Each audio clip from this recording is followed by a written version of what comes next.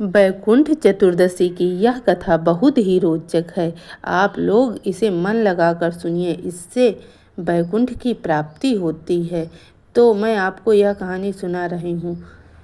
एक बार भगवान नारायण भगवान शिव की भक्ति करने के उद्देश्य अपने मन में ठाना और भगवान शंकर की भक्ति में 1000 कमल के पुष्पों को अर्पण करने का निश्चय किया।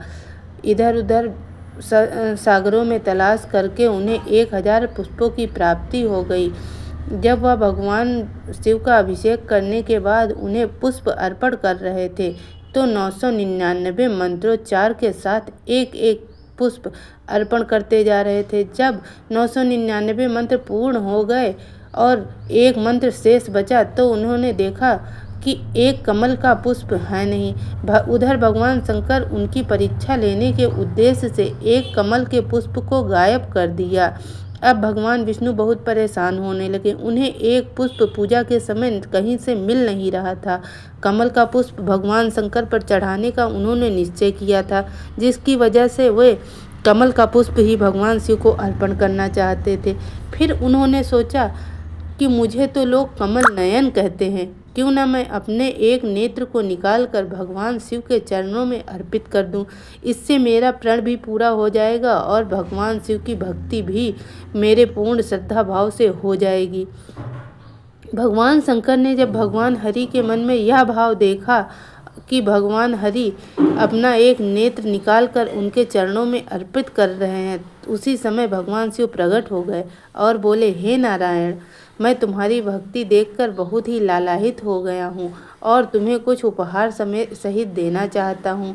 भगवान नारायण ने जब भगवान शिव को अपने सामने देखा तो वे मारे खुशी के गदगद हो गए और भगवान शिव को प्रणाम किया। भगवान शंकर ने इसी दिन भगवान विष्णु को उपहार स्वरूप सुदर्शन चक्र दे दिया था, जिसे भगवान विष्णु ने हर्षपूर्वक लिया और अपनी उंगली में धारण किया।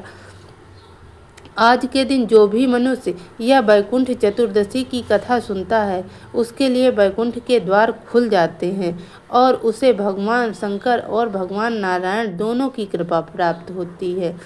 वैकुंठ चतुर्दशी की दूसरी कथा। वैकुंठ चतुर्दशी की दूसरी कथा इस प्रकार है। एक बार उज्जैन नगरी में धनेश्वर नाम का एक व्यापारी रहता था।